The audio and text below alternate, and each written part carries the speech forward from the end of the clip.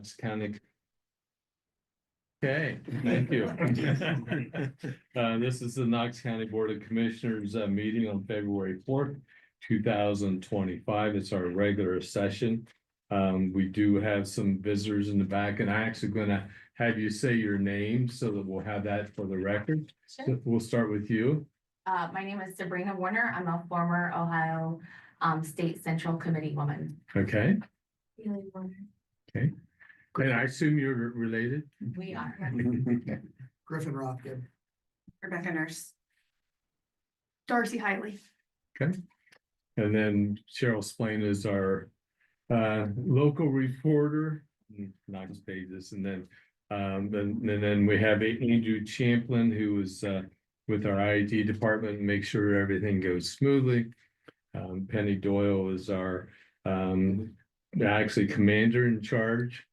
Oh, she is our clerk well, it says executive. Barry Lester, County Commissioner, Bill Purcell, County Commissioner. Jason Booth is our he's also our other commander. He's our administrator for the county. Okay, I thought I was hearing feedback from something. And so we have a guest with us, and Libby, you want to take it on? Yeah. My name is Olivia Toth. I'm with the Knox County Convention of Visitors Bureau, and I'm here today. And just to introduce myself, Barry, I know we haven't had the chance to meet, and Bill, you're very familiar with what we do and what we're about. So the CBB is the Economic Development Office that's really in charge of promoting Knox County, enhancing our visitor experience and our community experience. So it's a common misconception that we only care about visitors, but we're really for the entire community. We really care about that welcome mat that we roll out for visitors.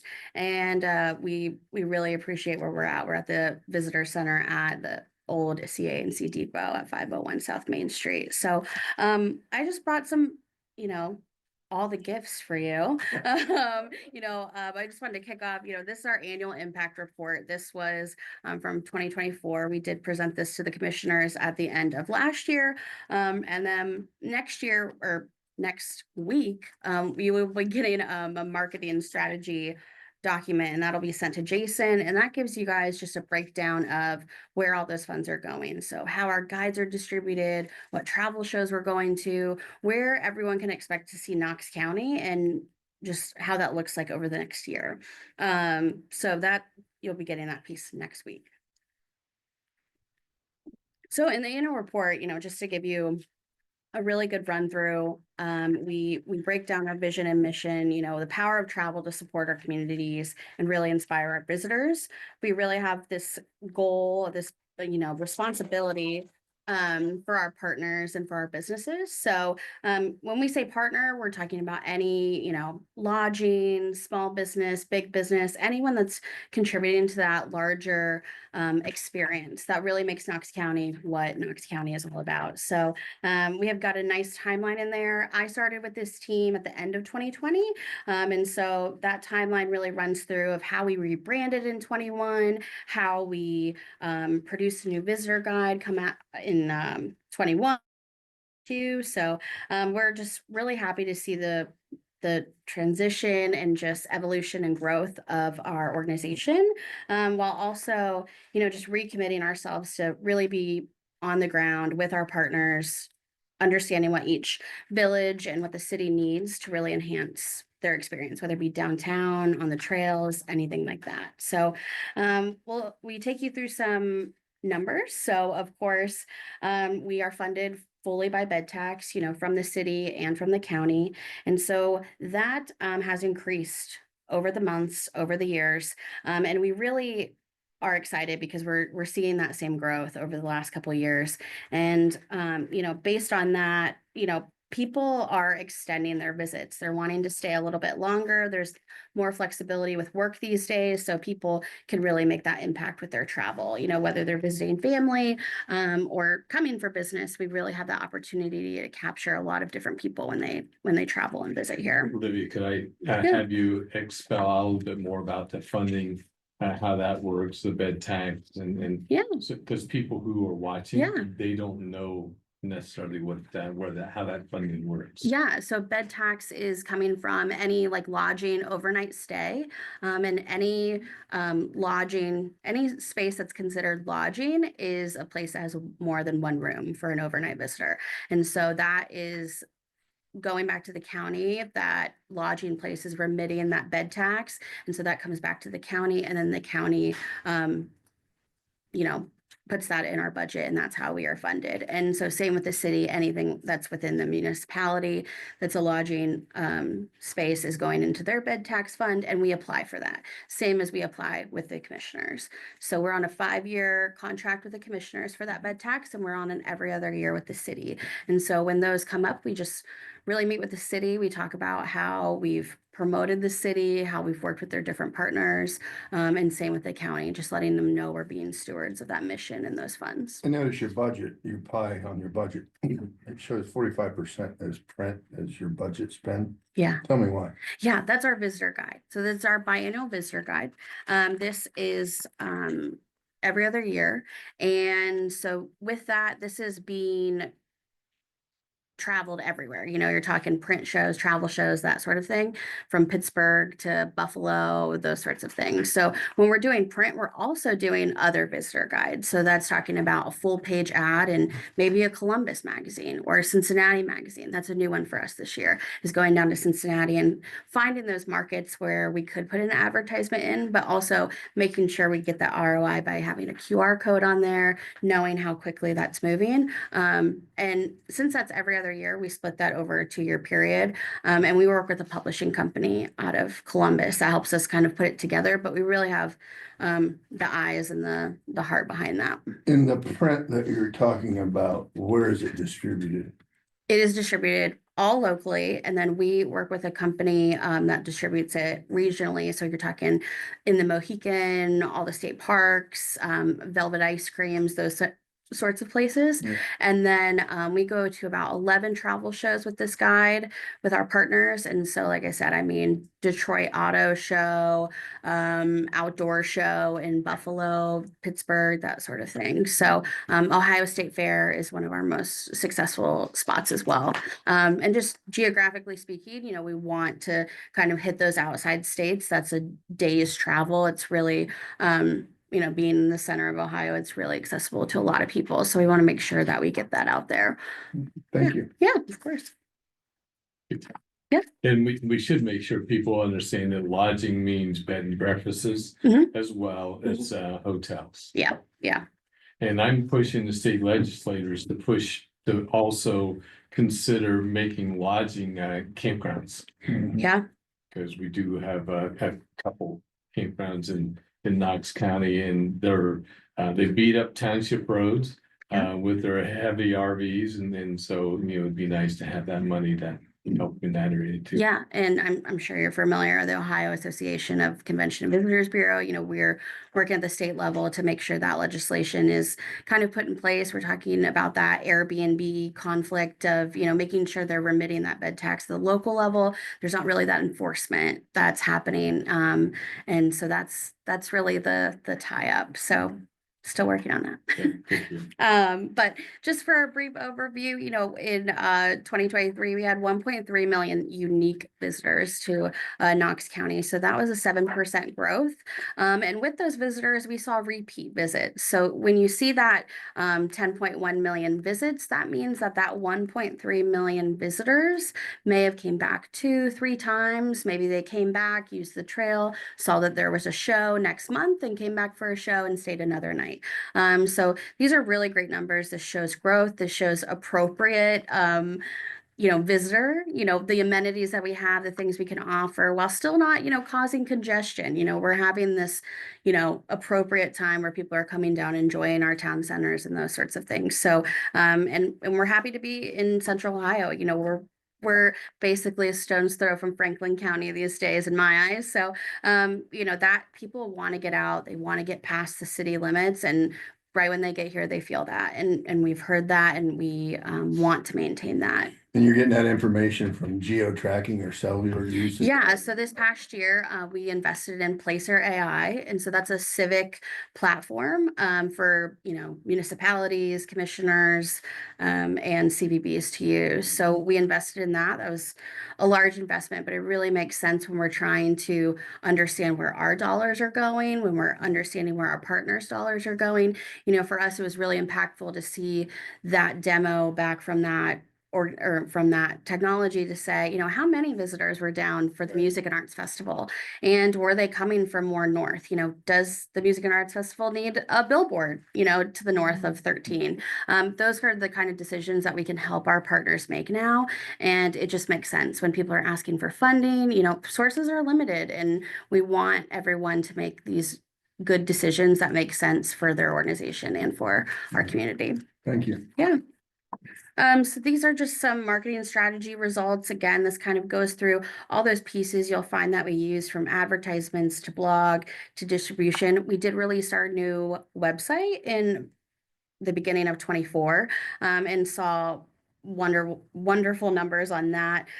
So, you know, 67% of organic search and people requesting visitor guides was at a high, and a lot of links from our social media back to our website. So now that that's really mobile friendly, we're really going to try to amp up more of our mapping and amenities that are on our website coming this next year. I know it's been discussed a couple different times of having like a QR code on some of our brochures.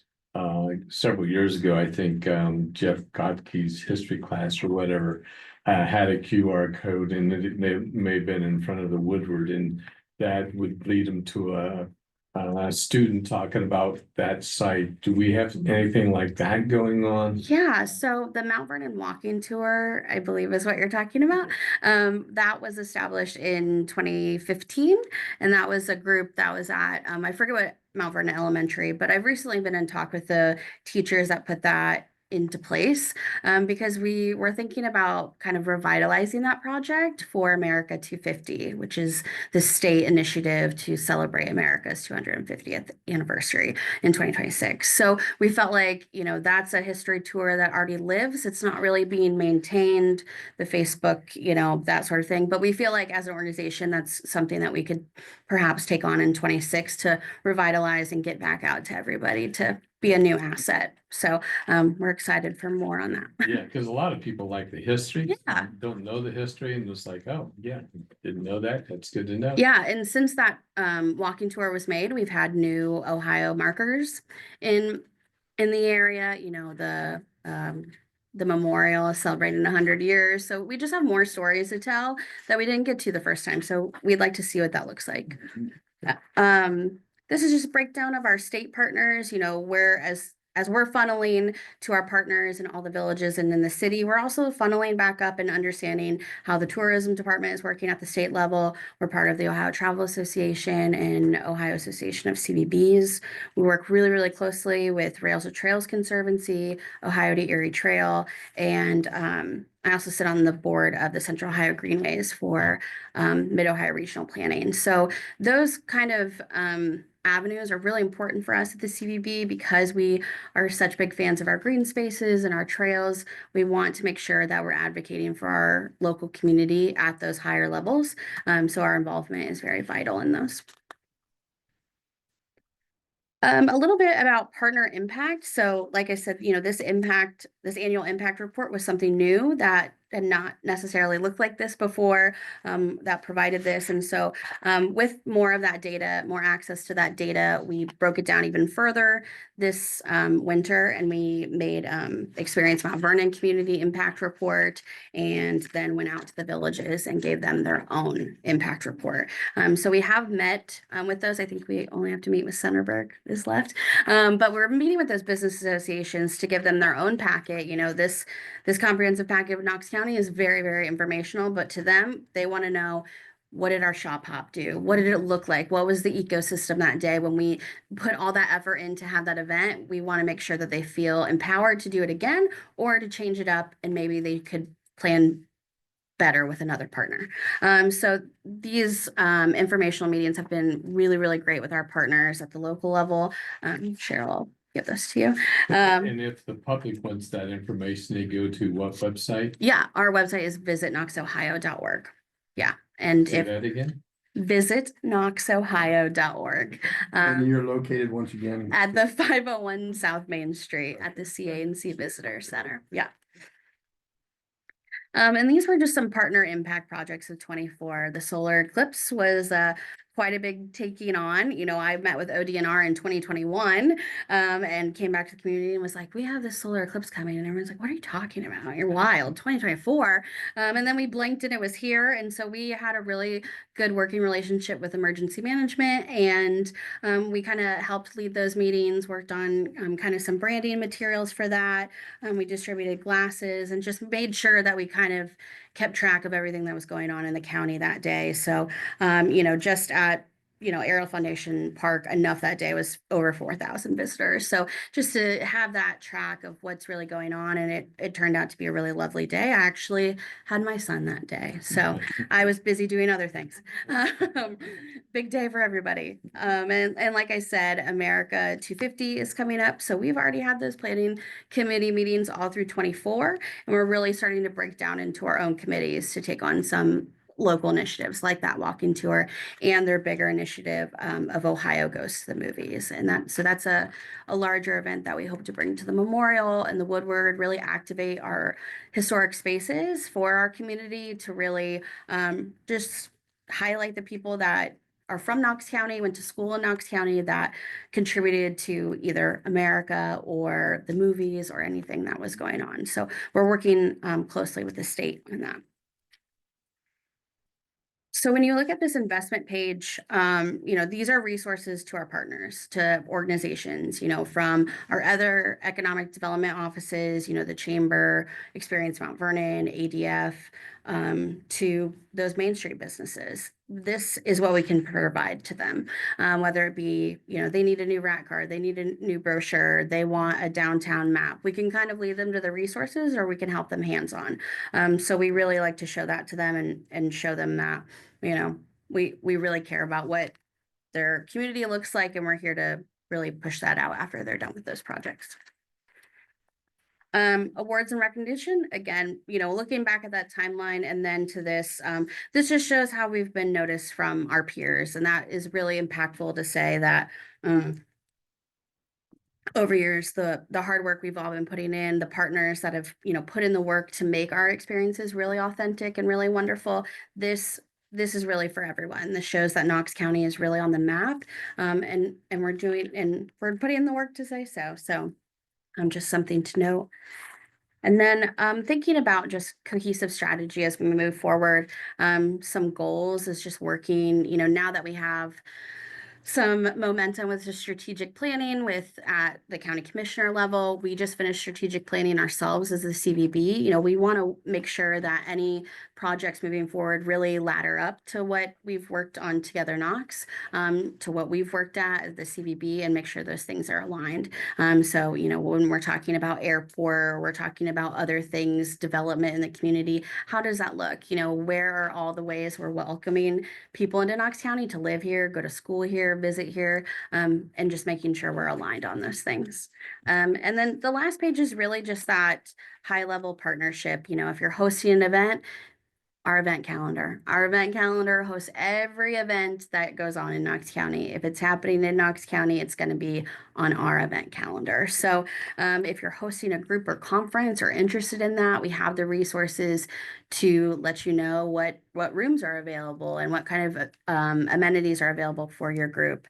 Like I said, visitor guide, this is a free 42-page magazine for everybody. So whether you're a business owner or you're having, you know, a girls come in for the weekend for a girls trip and want to put together a welcome bag, we can do that for you as well. And our blog, our social media, you know, these are things we keep online to, you know, attract those visitors, tell those stories that we can't always tell in the visitor guide, but that are ever changing. And we want to shine a light on it. And every business and organization that is really a partner in tourism has their own page on our website, so that, you know, update your hours, put a coupon code on there, you know, anything. It's really fixable. We can do whatever works for our partners. So So me being new, question, is this a pay for play? The organization, and when you say if you want to participate, no, it's free? Yeah.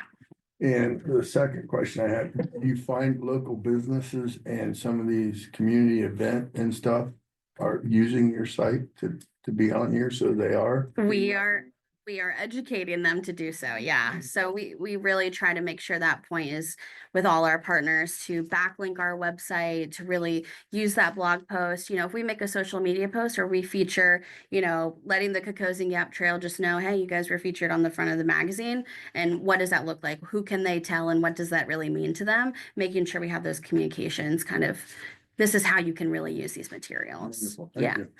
And then the other pieces were just, you know, we worked on this American Heritage Park project with Liberty Plaza. And so this was just a piece we put together. This QR code does go back to our website, and this will give you a little bit about oh, yes.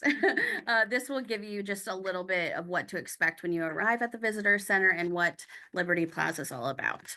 And then lastly, this is a brand new experience map, downtown experience Mount Vernon. We have worked together to get this map made. And so this is going to be a tear map at the front. You know, if you're checking out at Williams Flowers or anywhere else downtown, we hope that they keep this right there at their cash wrap. And so visitors can, it's the perfect material to kind of write, you know, tell people, hey, head down this way, and really make sure everything is captured on there. Of course, for us, you know, our heart is really on those trail users coming downtown and really exploring further. So making sure those bike racks are captured and just showing them their relation to our assets like Ariel Foundation Park and the public square. So nothing is too far away, and we really want them to feel inspired and just excited to explore. So these are brand new. We're excited. Yeah, well, it's great because you even have them numbered, Mhm. so people can Yeah. figure that out real quick. So that's Yeah. good. And really quickly, this is this is still in planning phase, but we were approached by Outdoor Pursuits, which is a Columbus-based outdoors bike tour group. And so they want to have a really big event in Knox County. So they are calling it Knox County Biketober Fest. And that is going to be the first weekend in October. We've really bookended it with the Johnny Appleseed Fest and with the Knox Foodies Food Truck Fest. So whether they choose to have some more entertainment at their location, they can really be entertained all weekend just by going downtown. And so we're working with Ariel Foundation Park, Mount Vernon Arts Consortium, Mount Vernon Council to really get that weekend solid. And yeah. So that will we have enough hotel space for them? They are working with the city because they would like to camp at Ariel Foundation Park. Okay. So the city did pass a resolution. Don't quote me on it.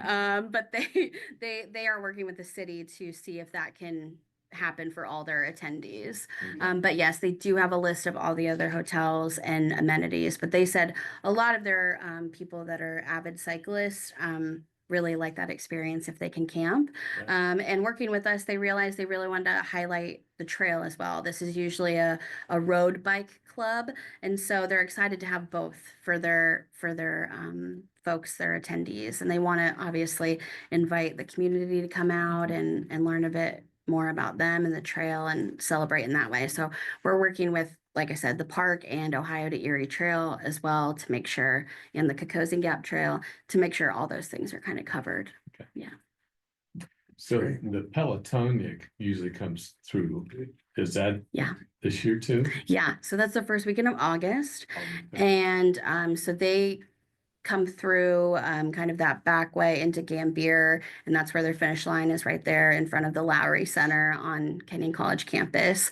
And then if someone signs up with Peloton and does the 200 ride, then they would stay in Kenyon that night, and those accommodations are already made through Pelotonia, and they actually go out through the square Sunday morning. So that was something I was not aware of, but I've been talking with some local cyclists, and we're trying to get more involved with them Mhm. and just see how we can greet those cyclists as they come through, whether that be kind of a safety campaign as they're practicing on the roads over the summer, working with Ariel as they are now, you know, a big partner in that and have their own kind of team and involvement with Pelotonia. We want to make sure as the Bureau, we're working with them to support their efforts. Will you do me a favor? Hand that to our visitors up here so they can see what you've done. At least they have an idea, but. Do you have other copies of this with you? Or- I don't, I mean, I have this, I can leave this. I'll give those to Cheryl. But I'll leave these. Yeah. Oh, perfect. Yeah. But yeah, But then is there any continued discussion about the trail going from Brinkhaven up to the Greer area, or is that, as far as you know, a dead issue? I have not heard any update on that. Yeah. Yeah, I can definitely ask Dave. Dave Whitehouse has joined our board this year, so I'm Yes. excited to work really closely with him. And we do have our green spaces guide in there for you, and that is just a comprehensive look at all the green spaces within the county. And this year we're working on expanding that. We're doing some GIS mapping and want to make that more digital and mobile friendly. So we're working on that project and hope to have a new version of the green spaces guide out this summer. And I'm assuming your literature also links up what we have at the parks. And you mentioned Dave being, Yeah. Whitehouse being on your board. Yeah. And Yeah. I know the parks, yeah, have a lot of different great things, Yeah. that we can share, so. Yeah. And I mean, like I said, I was born and raised here in Knox County and obviously have a deep love for it. And, you know, just to have our trails and our green spaces to have this spotlight is extremely important. So we work really closely with those partners to make sure that's done. Okay, good. Yeah. Well, any other questions? Mayor? You did great. Thank you. Thank you. Thank you, Lily.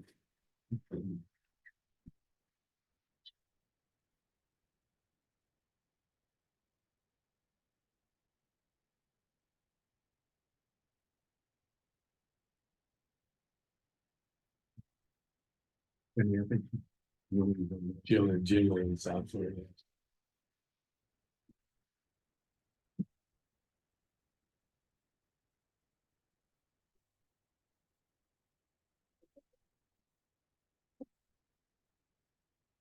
Well, good morning. There. Yeah. Real good. So when you start out, then you'll need to say who you are, Yes. who you're with. So that we are live streaming this. Thank you. Good morning. I'm Jillian Flowers. I work with CDC of Ohio, which stands for Community Development Consultants. We do all of your grant application and administration. So the purpose of me coming in today is really to introduce myself, talk about our programs that are available, and kind of give you some updates of where we are currently. Mhm. So Great. I'll just dive into it. What you have in front of you is kind of a piece that the state has put together. It is very outdated. We are waiting for new brochures and things like that, but this gives you a good overview about our programs and what they have to offer. So some of the programs that we work with are allocated every 2 years to the county, and that's what they call the allocation program. In years past, maybe if you've been around, it used to be called the formula program.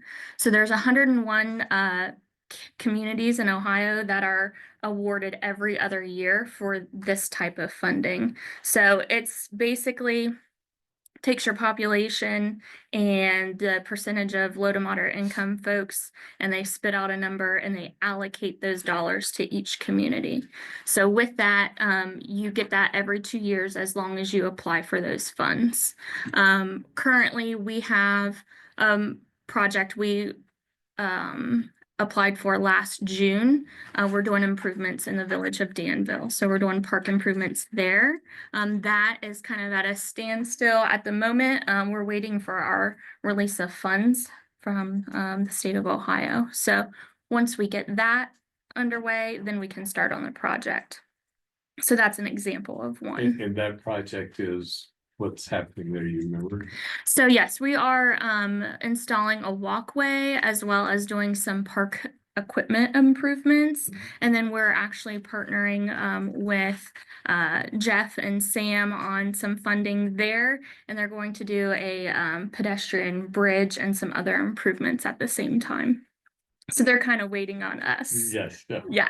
So right now we are, just like I said, in that hiatus, waiting for the funds to be released. So that's a non-competitive program.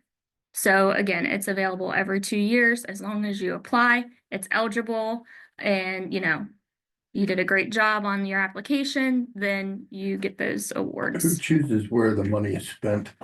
So how it's spent is we look at the census data, and there are pockets of what they call low to moderate income communities. You have to be at least 51% LMI to be eligible for these funds. So the village of Martinsburg is at least 51% LMI. Danville has historically been 51% LMI per the census data. However, census data changed last July, determined that they were no longer LMI, but they decided to do an income survey. So communities can elect to do income surveys if they feel that they are LMI. So they completed that, and it was determined that they're like around, I want to say 53% LMI. Okay. So So you can challenge it. you do have to ask for permission from the state. There is a margin of error in the data that we receive. So if there's a certain percentage that they say, absolutely not, the data is the data. So we go to the places that we know are eligible.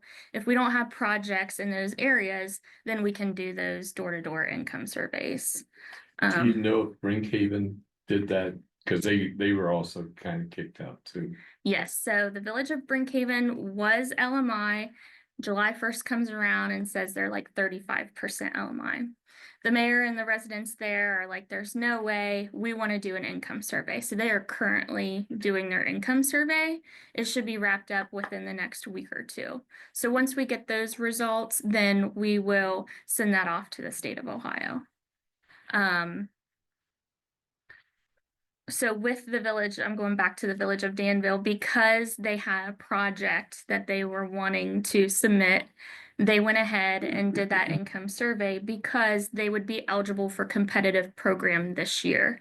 And that is a critical infrastructure program. It's up to $500,000 maximum award, and it's to address critical nature projects. So they have on Market Street, there's a water line project that they would like to install, do improvements, different size pipes, those type of things. We have done other various water projects with them. So because they're doing the survey, once it gets stamped, it's good for 5 years. So we want to maximize as many projects as possible in the 5 years while they're LMI.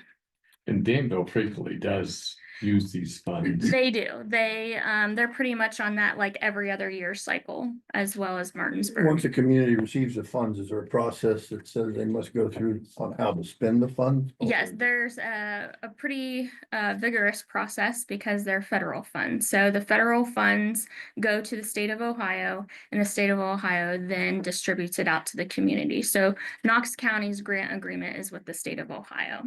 Once we're awarded a project, then we have to have the grant agreement signed, all that good stuff. We do an environmental review process. We coordinate with the State Historic Preservation Office to make sure that they're not in an area that could be, environmentally impacted. We get the green light from them. And then we have to publish in the newspaper, we have to advertise about the project, what those improvements look like. And then we get a release of funds from the state of Ohio. So the money actually, you'll. Comes to us and you'll we just split approve it. Yeah, you'll have to sign the draw to have the money Mm. come down, Mhm. and then it comes into the county treasury.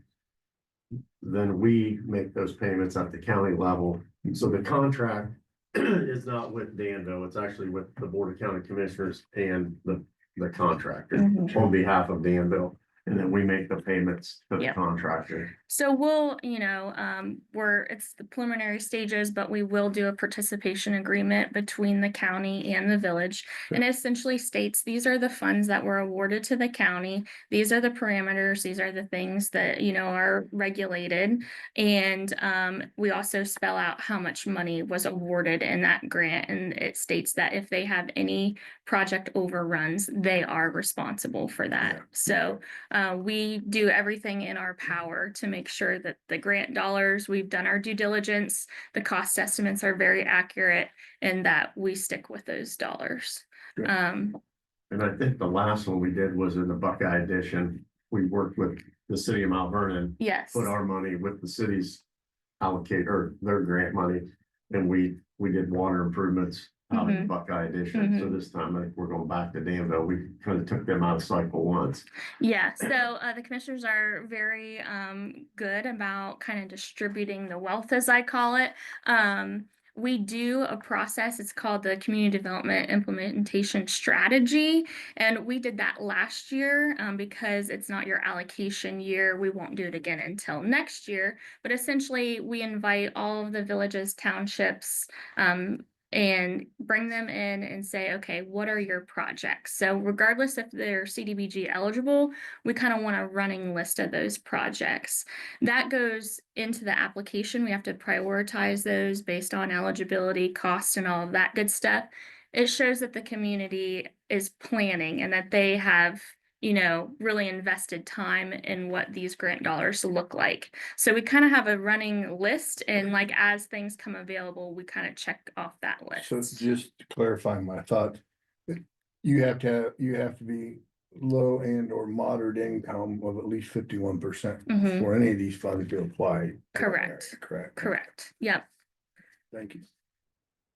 But the So allocation, we don't, the allocation we can just use, right? Isn't allocation. that how we did our ramp on the courthouse? So the allocation that still applies. The 51% still applies, but there are a little bit, there are other national objectives that we qualified that with. So a limited clientele, we can do like handicap accessibility. So there are some ways that we can still use those funds without having like a targeted area, if that makes sense. Yeah, so you can use the funds. Because we used that one year, I think, Bill, you remember we did Yes. ADA improvements at the airport for their restrooms. We used some of our money at the county level for that project. Then we did the handicap accessibility at the courthouse. Yep. Through the years, we Yep. used it for some of those. We looked at some things at the fairgrounds, but we didn't end up using it. Not yet. Yeah. Yeah, so that was a conversation that we had last year. Ultimately, we were able to put something together for Danville. So we were awarded those funds Every other year. every other year. Now, the competitive programs, depending on which competitive program it is, they're available every year. So the critical infrastructure, for example, Danville wants to proceed with an application this year because it's a competitive grant. There are rules like the county can't have more than 3 open at a time. We're in good shape there. So they'll actually apply on their non-allocation year. Village of Martinsburg, we have a project going on right now. It's a water improvement project. We have guys over there now cleaning and drilling wells, and then the next contractor will come in and do a water line loop, and that has critical infrastructure funds in it as well as allocation funds. Is there an estimation how much these funds are when we get them? So yes, so you're eligible for a specific amount for each program. So the critical infrastructure program is $500,000 max. The allocation program, again, depending on the size of your community, Knox County has historically received $158,000, and we anticipate that that could change this year because the data changed. It could go up, it might go down. We're not sure. So that is the only one that could change. The neighborhood revitalization grant, that's a maximum award of $750,000. That is to target a neighborhood and undertake various improvements. For an example, the city of Mount Vernon is doing one right now in the Dan Emmett neighborhood. They're doing a series of water improvements, sewer improvements, sidewalk, street, parks and rec, those type of things. So that is a program that I'm not sure the last time we did one in Knox, but that's something that's always on our radar. And then the RPIG program, which stands for Residential Public Infrastructure Grant, that's a $600,000 grant, and that's the one that Jason was talking about, that we partnered up with the city of Mount Vernon and went into the Buckeye Edition and did various improvements there. And I think Yes. on ADA stuff, I had already talked to the commissioners, and we talked a while back, and township trustee, Caputo, is he in Berlin Township? Berlin. You remember, I talked to you about, they reached out to me about some improvements Right. with the ramp they did Ramp. on the township Yeah. house, because that is a polling location too. Mhm. And so I think I mentioned that to you, we Yes. would pin that one for when, Yeah. when the next time we can go through that cycle, that, and I think they were willing to hold off if there was a possibility of those funds, so it wouldn't be that costly, but. And There's no ramp there, it's just. Yeah. Yes, yeah. And depending on, the cost estimate, the commissioners may decide that they want to do 2 projects. It just varies from community to community. Some elect that their allocation goes towards 1 project. Some, they split them up to kind of spread that love into different areas and do 2 different projects. So it just kind of depends on, what the needs are, what the communities have presented as their barriers and things like that. And you, over the year, your company has done a great job of keeping us apprised of those things, and we appreciate Well, that. I appreciate that. We have worked in Knox County for quite a long time. One of my bosses, Amy Shawkin, she has done work here for probably, 30 years. Yes, I'm thinking at least 30. Yeah. Yeah. So she is slowing down and looking towards retirement. So we have been working together for the last about 4 years, kind of transitioning and all that kind of stuff. So we have done a lot of work here. And you've been involved with the county for quite some time, because I think I first met you with OPWC. where Yes. I had to give you stuff. Yes, for yep, that. yep. So I previously was a liaison for District 17 at OPWC. So I have worked with a lot of counties. Our firm has 11 communities throughout Ohio. We actually make up, I think, like 42% of the state's grantees. So we always tell everybody, like, yes, we have a niche business, and the programs are competitive.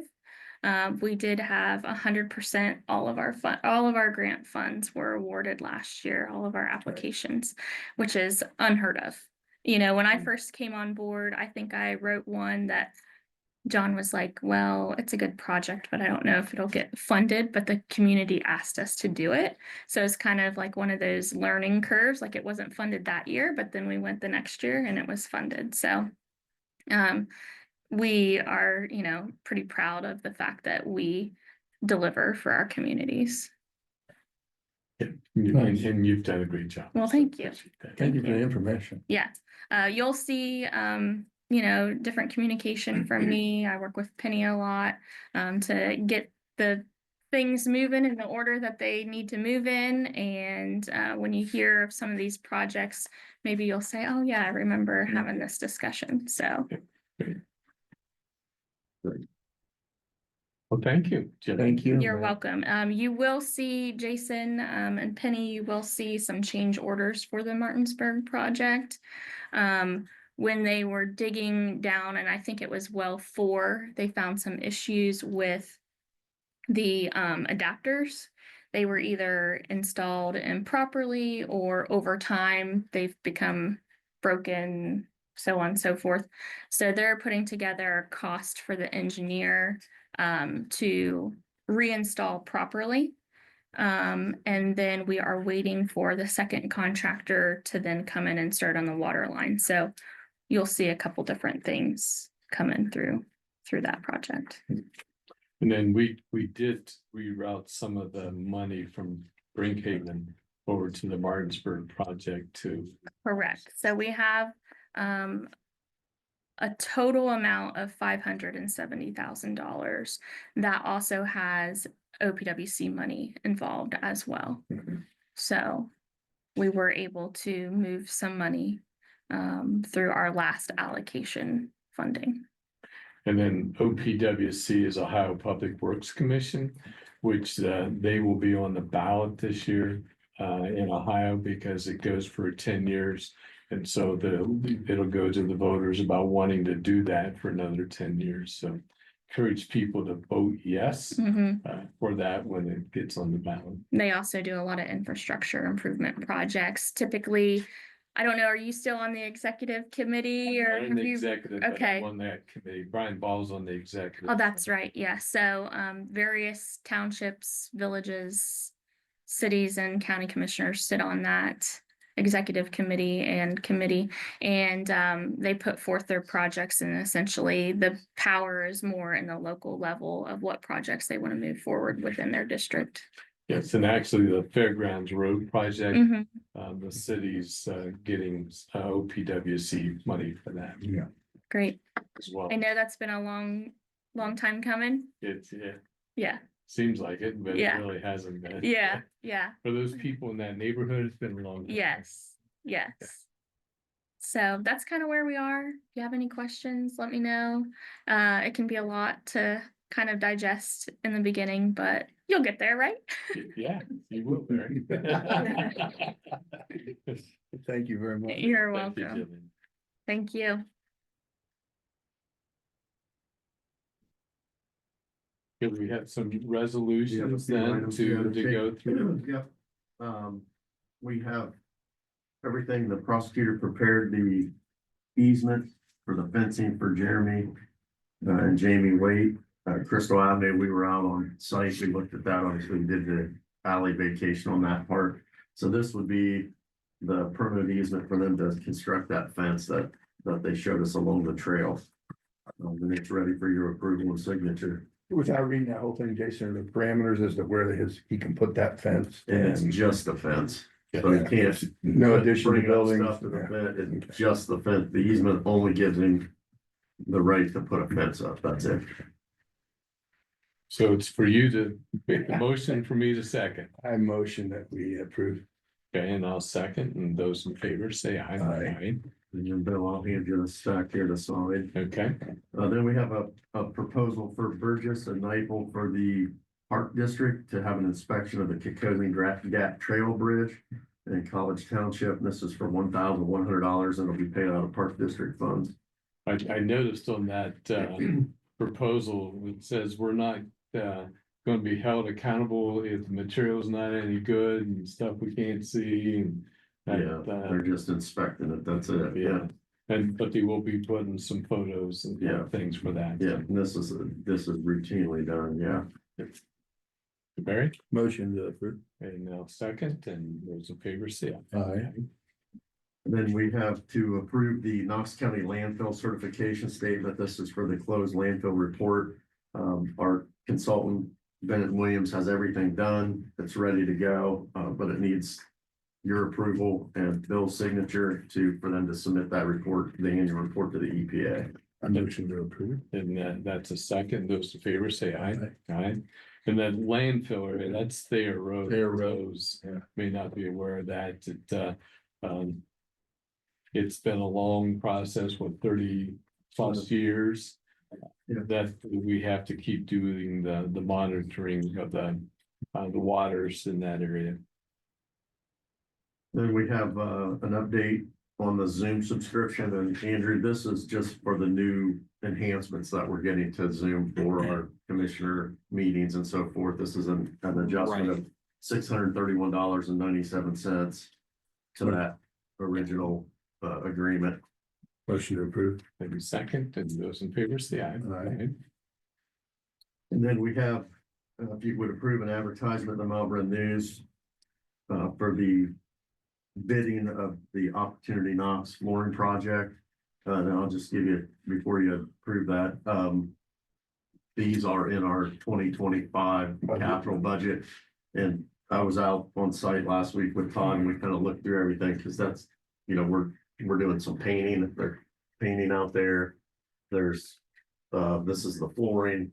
We've got HVAC estimates coming and then a roofing project that'll take place.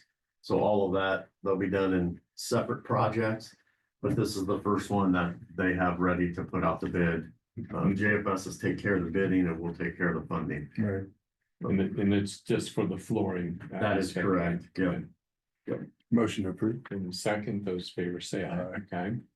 And then you say you had. Yeah, I one do more. have one item to add. So the Knox Metropolitan Housing Authority has asked for Michael Percy to be appointed to their board, and that's, we've had a vacancy for a while on there. It's one, the commissioners have one appointment, and Courtney Lauer was your appointee, and she's been off there for several months. So Michael has agreed to fill that position, and the Housing Authority would like to have you consider him and appoint him to that. position. Did we put it out there for We anybody? didn't on this one. They normally take care of that themselves and they kind of source out who would be willing to serve and they give us names and it's been a process for them to find somebody to serve on that board. So Michael was willing to do it. And Okay. if you're willing to appoint him, Motion to approve. And second, and those Aye. favors say aye. Aye. and then just a couple updates that I have for you commissioners. The back entry project. RCI Mechanical was here yesterday and actually scoped those lines. They were supposed to do it today, but the weather was warm. And they came and did it yesterday, so they'll be getting us kind of an analysis of all that, of the slope of the lines and how, if they're in good shape and all of that kind of stuff for that north entry project. So hopefully that's good news, but he was here yesterday and completed that. Todd, our facilities director, he has been working with me and he's got signage, I think, already when they fence this off back here at the beginning of March. No one's gonna be able to access the back of this building for 4 to 6 months, probably once this gets started. So we will redirect ADA parking to the side lot and we've got ample signage. I hope to point everybody in the right direction. The elevator in the back will be, it will not be able to go all the way down to the ground level where people could try to get out the back entrance. So it'll just stop at the first floor, second floor, third floor. So we've got all that. We think Modern Builders is still planning March 1 as a get started date. Weather permitting. So we'll see how the weather is. We'll probably have one more pre-construction meeting with them to make sure everything's ready to go. We really haven't communicated all that out to people in the building yet because we want to make sure that, yes, that's when we're going to start and what the layout really is going to be. That's the back of the building.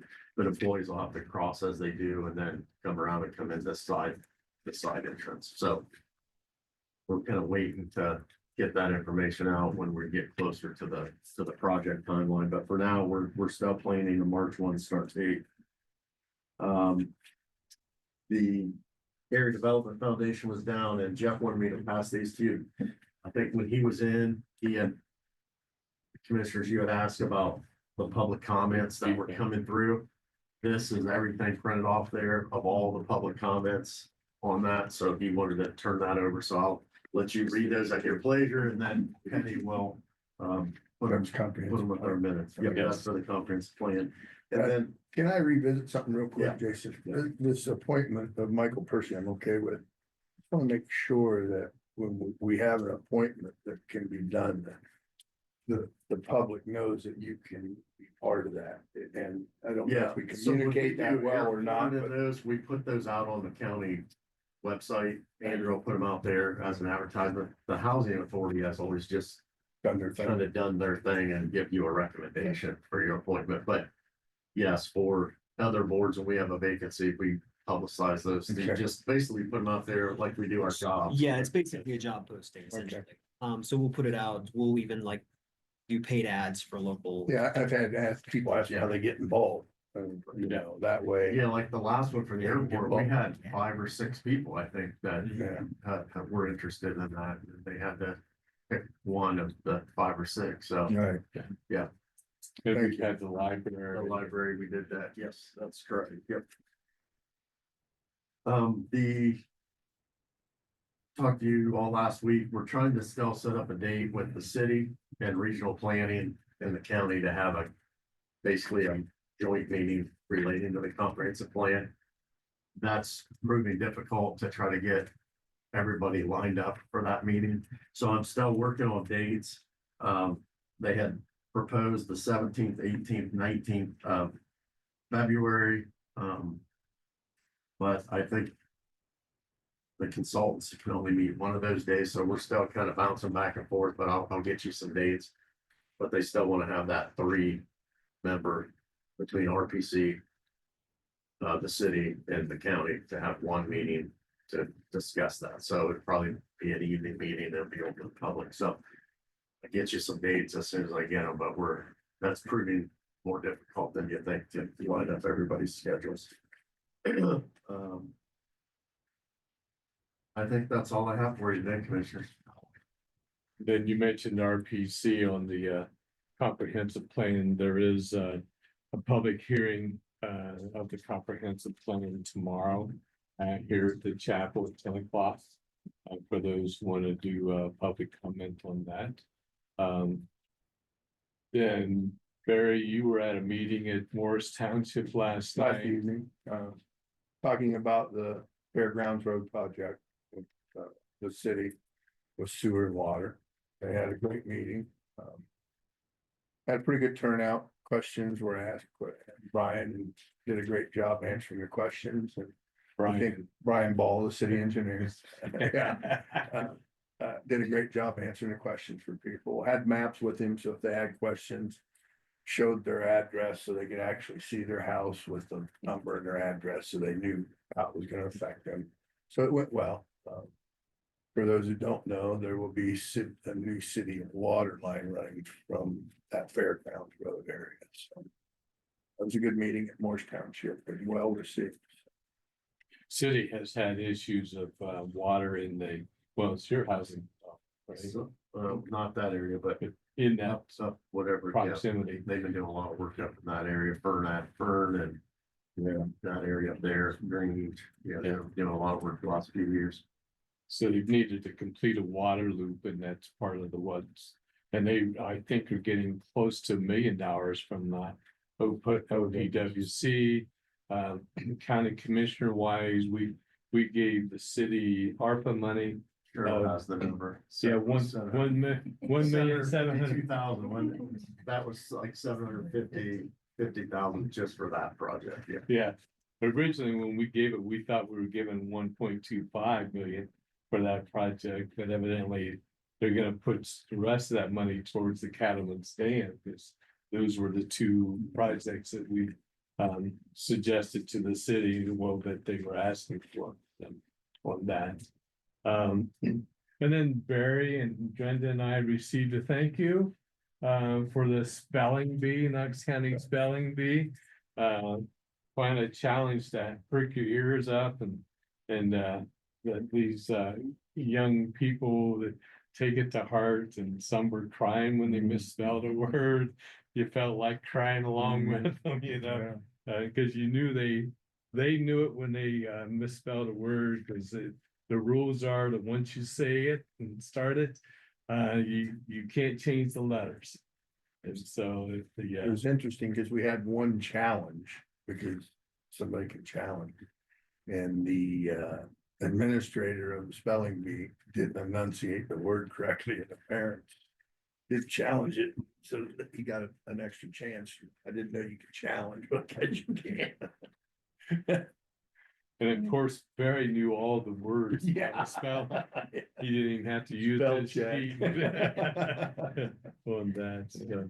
Bill, I wanted to point out, you mentioned tomorrow that RPC hearing on the comp plans at 10, Yes, but they will have another meeting on the 13th in the evening. So we always do a day meeting and an evening meeting. So that'll be on the 13th at 6:30 At the Memorial. at the Memorial Day. Yeah.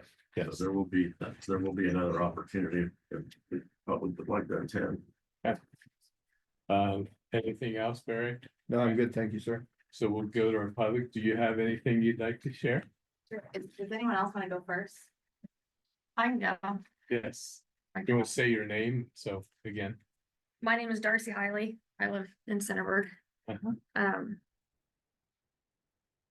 I wrote a statement that is under the 3 minutes, but that means I can't look at you guys, so don't think I'm rude. I gotta read what I have written. Okay. Over the course of the past few days, I have read so many testimonies from victims of Drenda's son on social media. There's- Just if it's not county business, it's No, it is. okay. Their stories have caused me to fear leaving my children in places where they should be safe.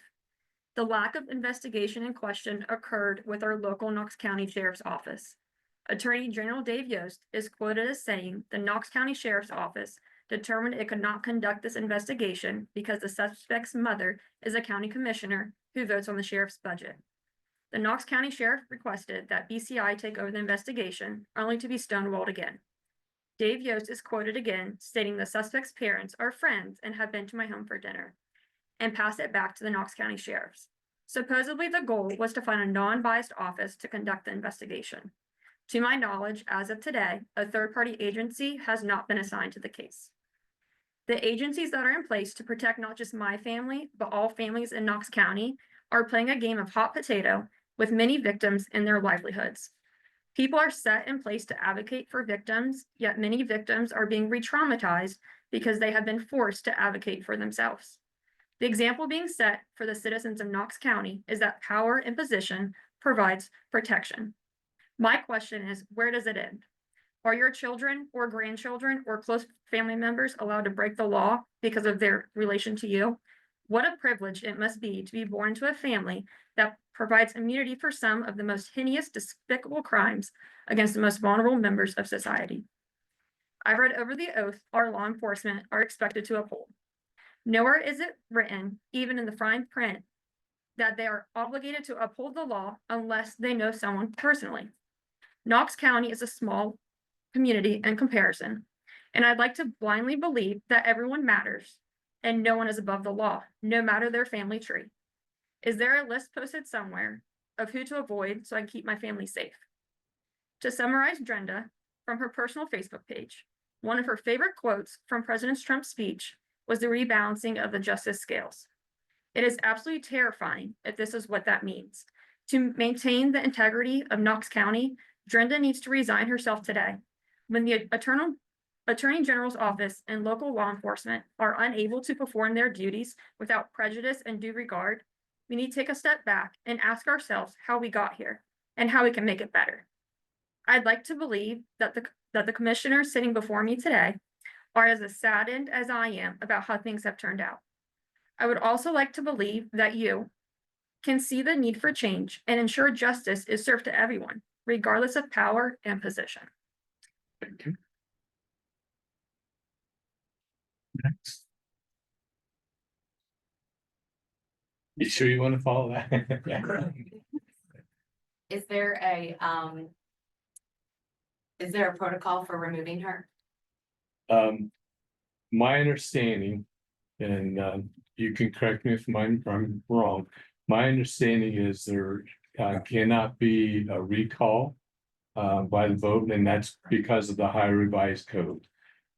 So the Republican Party, we as commissioners do not have that authority by the high revised code. Okay. I don't know if you have a different understanding than that. Is she not here today because she's sick, or where is You would she? have to ask her that. Did you all get a statement from her why she's not here today? We did receive an email from her, Uh-huh, and I can read that if that Sure. you'd like to hear that'd be that. great, thank you. Give me a second to get to our emails. And I'm assuming I can do that because it came through the commissioner's letters. That's correct. That's And correct. it's public information. That's Thank you. correct.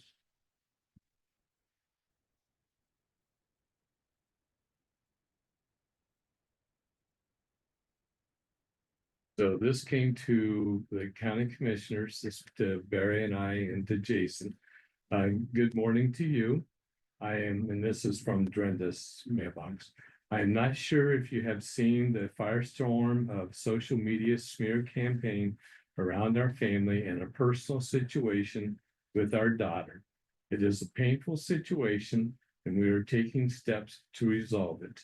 Because of the threats around the social media attack, I would not want to disrupt the meeting today, so I will not attend. I will be thinking of you all. Have a great meeting. And that's what she sent this morning.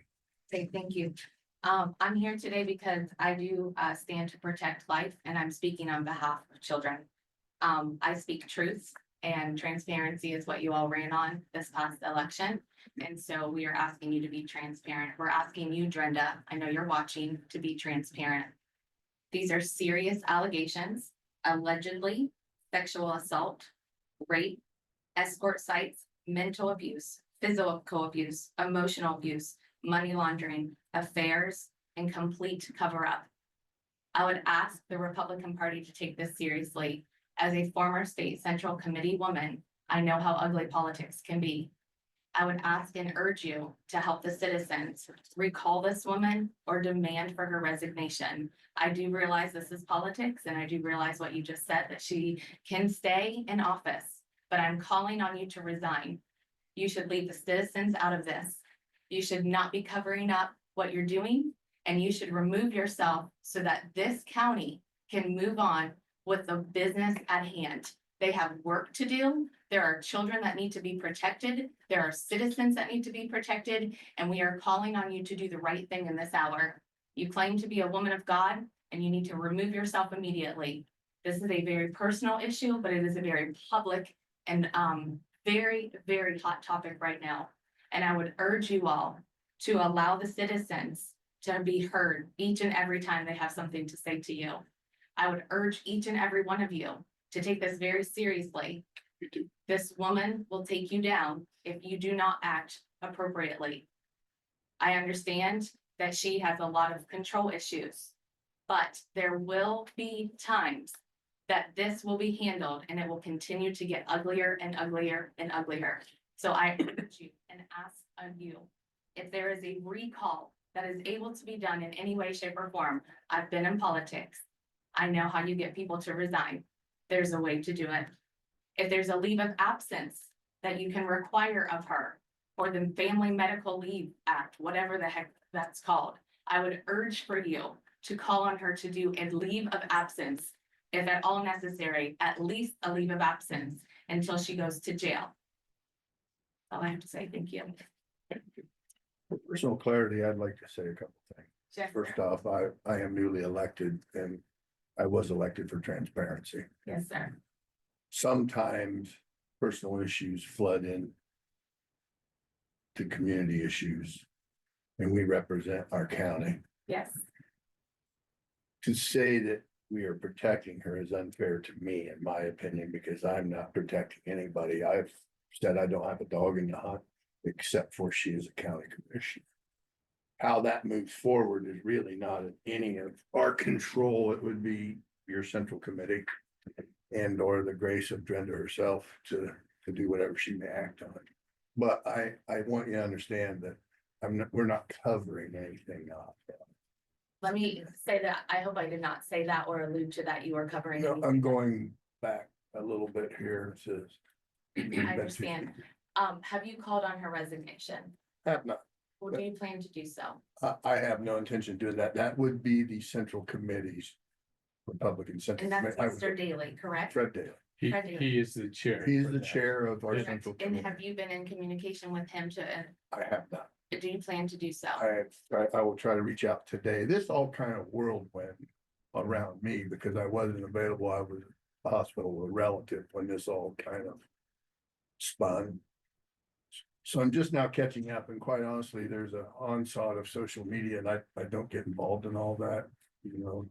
Social media is a very powerful tool, as I'm sure Yeah. you can see that technology. Oh, yeah, is very well, yeah, ideal but for you, them. you can also go down a rabbit hole with some of that sometimes. So This is not a rabbit hole. The FBI is involved. I'm familiar with that. And these are alleged serious allegations from the FBI. That's why I'm calling on you to do your due diligence so that when you run for reelection again, this will come up. because this is not going away, you can say to them, I was a part of making sure that children were protected. I was a part of making sure that Knox County is protected. And I can assure you that the discussions are taking place. The sheriff's office has been in communication with the prosecutor, and there are things in motion at this. Okay, can you assure the public then of how long this is going to take? Because this has been going on for too long. So do you have a time frame for the prosecutor and the sheriff's office of when this is going to be taken seriously? Well, when you say time frame, are you talking about for resolution? Not That a resolution for, I understand it's in motion right now. and so what's the time frame of the in I motion? don't think well, I think it's active. It's already active. It So, was active as of yesterday. thank you. Thank you. I really do appreciate you guys allowing us to talk. We appreciate any input, even though, we could get input that we don't like to hear. I've heard that a lot on solar this year. But yeah, we do want the community, to certainly be involved. We also, know that our community will be respectful of other members who may not agree with certain opinions. But we know that Knox County is a strong community, a community that certainly wants the best for children, our seniors, and everybody in between. And we are always responsible for each other and being encouraging and calling people to accountability for actions. So, it's a scenario that most of us are just hearing about. Yeah, Sure. including And me. so it's don't catch up. Sunday. Well, and I heard Saturday, I saw a blip come across Saturday night, and so it's. May I ask again, just to clarify, do you have the ability to ask for her to take a leave of absence? My understanding, it's all based on what the Ohio Revised Code says. And my understanding is no. Okay, and do you have, I know you talked about the recall election, I just want to clarify for the citizens that are watching, to recall the election. My understanding is county commissioners are not recallable. And yeah, the reason why I know that, there were people before the November election were talking about doing recalls even before the election was finished. And I was told by the prosecutor that county commissioners are not recallable. I have one more question and then I will be still. Are either one of you praying men? Yes, ma'am. I would encourage you to pray in this hour for our children and that Brenda, that she would resign.